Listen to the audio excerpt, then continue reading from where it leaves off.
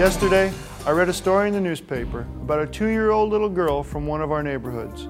She started her day like any other, full of innocence and hope. Sadly, it ended in tragedy. She was abused by the people she trusted most.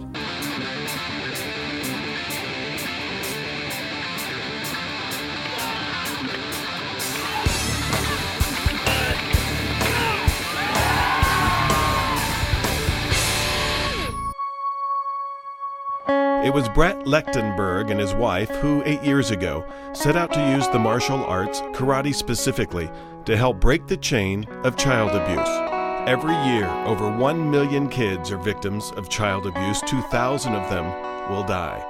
Through Brett's studio in Sandy, Utah, and in conjunction with other studios across the nation, one day every year, pledges are taken, commitments made, and boards and bricks are broken to help raise money to fight child abuse.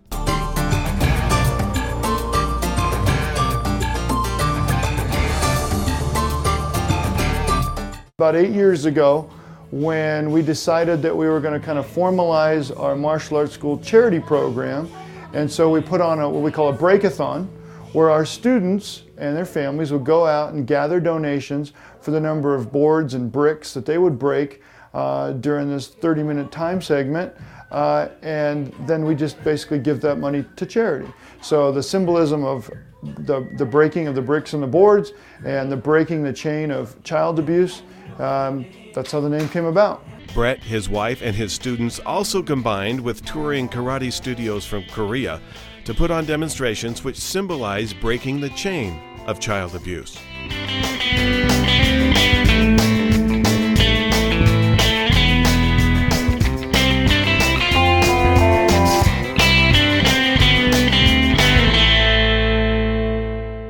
And Break the Chain starts very young to teach the self-discipline needed to be successful in martial arts and successful in life.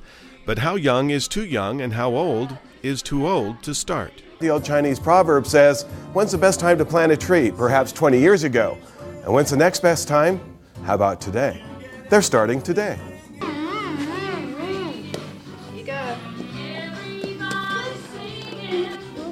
We have a specialty program which you hear going on right now, which is called Karate Buddies. It's for 3 to 5-year-olds.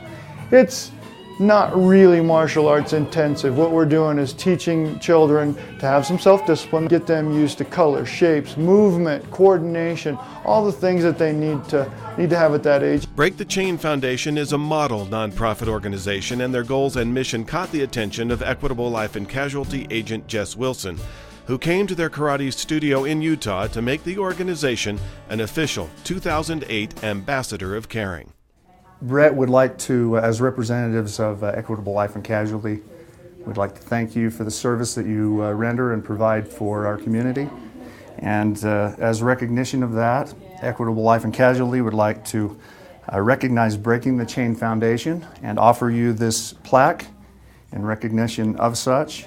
And also, we have a check in the amount of $2,000 that we'd like to give to you for your service that you render to the community. Thank you very much. Thank you very much. Thank you. I appreciate it. That's great.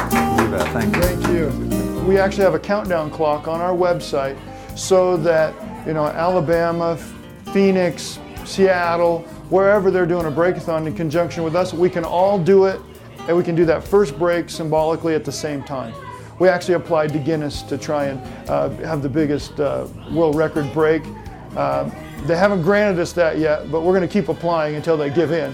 For its outstanding leadership in helping all of us work to break the chain of child abuse, we honor this great organization.